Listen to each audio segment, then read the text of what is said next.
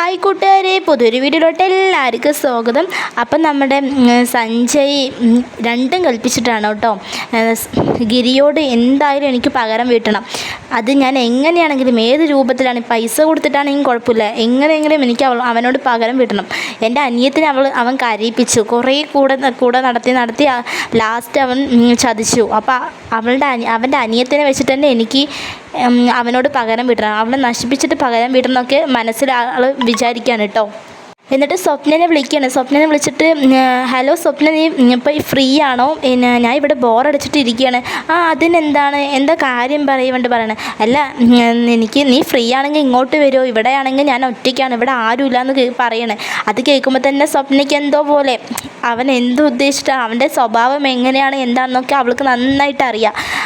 അവൻ്റെ പൈസ മോഹിച്ചിട്ട് അവനെ ചതിക്കാനുള്ള പ്ലാനിലാണ് ഇവൻ്റെ ഉദ്ദേശം വന്നിട്ട് ഇവളെ നശിപ്പിച്ചിട്ട് ഗിരിനെ ഉപദ്രവിക്കാലോ, പകരം വിട്ടാലോ എന്നുള്ളൊരു ഉദ്ദേശത്തിലാണ് രണ്ടാളും വിട്ടുകൊടുക്കാത്ത രീതിയിലാണ് ഇപ്പോൾ പോയിക്കൊണ്ടിരിക്കുന്നത് കേട്ടോ.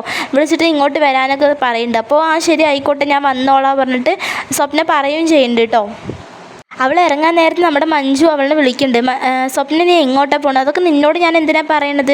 എനിക്ക് പോകാൻ സ്ഥലങ്ങളില്ലാത്തത് അല്ല, നീ പോണത് സഞ്ജയൻ്റെ വീട്ടിലേക്കാണെന്ന് എനിക്കറിയാം. നിന്നോട് ഗിരിയേട്ടൻ കുറേ പ്രാവശ്യം പറഞ്ഞിട്ടുണ്ട് അങ്ങോട്ട് പോകണ്ട, അവൻ നല്ലവനല്ല, അവനിക്ക് ദുശ്ചിന്തയുള്ള ആളാണ്. നിങ്ങൾ തന്നു പറഞ്ഞ് നീ അത് വാങ്ങാൻ നിൽക്കണ്ട. അവൻ ജ്യൂസിലൊക്കെ മയക്കുമരുന്നും അല്ലെങ്കിൽ ഉറക്ക ഗുളികയൊക്കെ തന്നിട്ട് ആൾക്കാരിനെയൊക്കെ പിള്ളേരിനൊക്കെ മയക്കി കടത്തിയിട്ട് അവനെയൊക്കെ നശിപ്പിച്ചിട്ടുണ്ടെന്നൊക്കെ അവൾക്ക് പറഞ്ഞ് മനസ്സിലാക്കി കൊടുക്കുകയാണ് കേട്ടോ. പക്ഷെ അതൊന്നും അവൾ വില വയ്ക്കണേ ഇല്ല. അവൾ നമ്മുടെ മഞ്ജു പറഞ്ഞു കൊടുക്കുന്നതൊക്കെ എതിരായിട്ട് ഓരോന്ന് പറഞ്ഞുകൊണ്ടിരിക്കുകയാണ്. എനിക്കറിയാം സഞ്ജയേട്ടൻ എങ്ങനെയാണ് എന്താണെന്നൊക്കെ.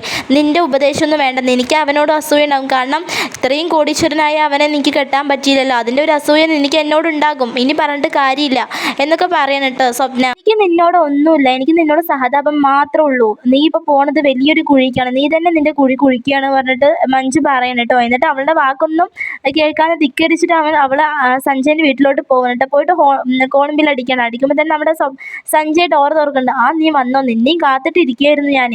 ഇവനാണെങ്കിൽ അവിടെയുള്ള ശാലിനിയും ചാച്ചനും ഒക്കെ ഇവിടെ നാട്ടിവിട്ടിരിക്കുകയാണ്. ഇവള് വന്നിട്ട് ഇവളെ എന്തെങ്കിലും ചെയ്യണമല്ലോ, അപ്പോൾ അവരാദ്യം അറിയാൻ പറ്റില്ലല്ലോ. അപ്പോൾ അവനൊക്കെ വിട്ടാക്കിയിരിക്കുമ്പോൾ മാത്രമേ ഉള്ളൂ.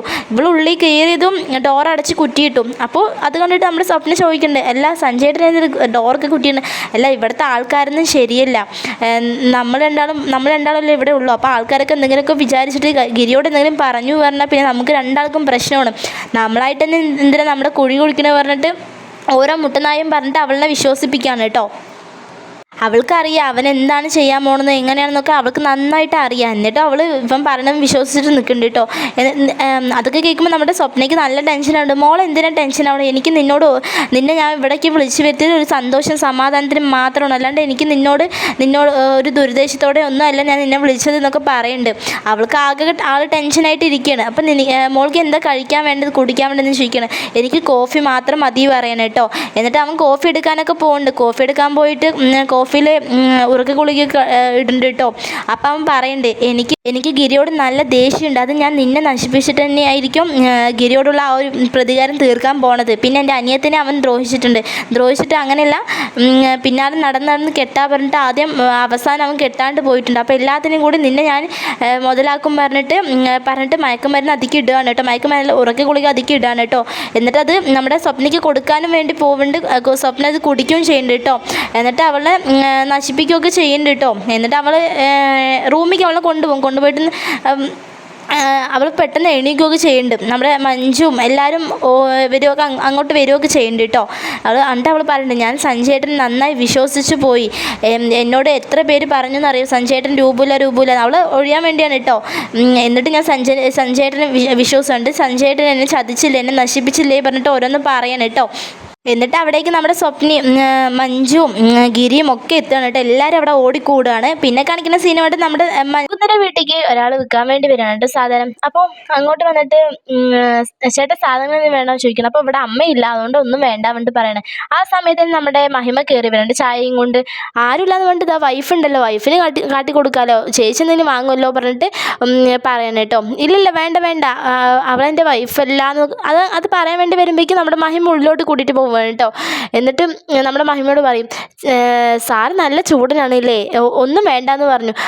ഇങ്ങനെ എപ്പോഴും ഇങ്ങനെ തന്നെയാണ്, ഒന്നും വേണ്ട പറഞ്ഞിട്ട് ഇങ്ങനെ ഓരോന്ന് നമ്മുടെ മുകുന്ദനെ കുറിച്ച് കുറ്റം പറഞ്ഞുകൊണ്ടിരിക്കുകയാണ് കേട്ടോ. എൻ്റെ സാധനമൊക്കെ വാങ്ങുന്നുണ്ട്. എന്നിട്ട് പൈസ എടുക്കാൻ വേണ്ടി പോകുമ്പോഴേക്കും നമ്മുടെ മുകുന്ദൻ പൈസയും കൊണ്ട് വരികയാണ് കേട്ടോ. എത്രയാണെന്നൊക്കെ ചോദിച്ചിട്ട് അത് പൈസയൊക്കെ കൊടുക്കുന്നുണ്ട്. അതുകൊണ്ട് പിന്നെ നമ്മുടെ ആ ചേച്ചി പറയും, ഞാൻ ചുമ്മാ പറയല്ല, നിങ്ങൾ രണ്ടാളിനെയും കാണാൻ നല്ല ചേർച്ചയാണ് കേട്ടോ, ഞാൻ വെറുതെ പറയല്ല പറഞ്ഞിട്ട് ചേച്ചി പറഞ്ഞു കേട്ടോ. ഇതൊക്കെ കേൾക്കുമ്പോൾ മഹിമയ്ക്ക് നല്ല സന്തോഷമാവാണ് കേട്ടോ. നമ്മുടെ മുഖത്തിനാണെങ്കിൽ മണ്ടടിച്ച് പറയും, ഈ ചേച്ചി എന്തൊക്കെയാണ് പറയണത്, ഒന്നും മനസ്സിലാവണില്ലല്ലോ പറഞ്ഞിട്ട് ആകെ നെട്ടിയ പോലെ നിൽക്കുകയാണ് കേട്ടോ. അപ്പോൾ ഇന്നത്തെ എപ്പിസോഡ് ഇതൊക്കെ ആയിരിക്കും. വീഡിയോ ഇഷ്ടമായി ലൈക്ക് ചെയ്യുക, ഷെയർ, സബ്സ്ക്രൈബ് ചെയ്യുക. Thanks for watching.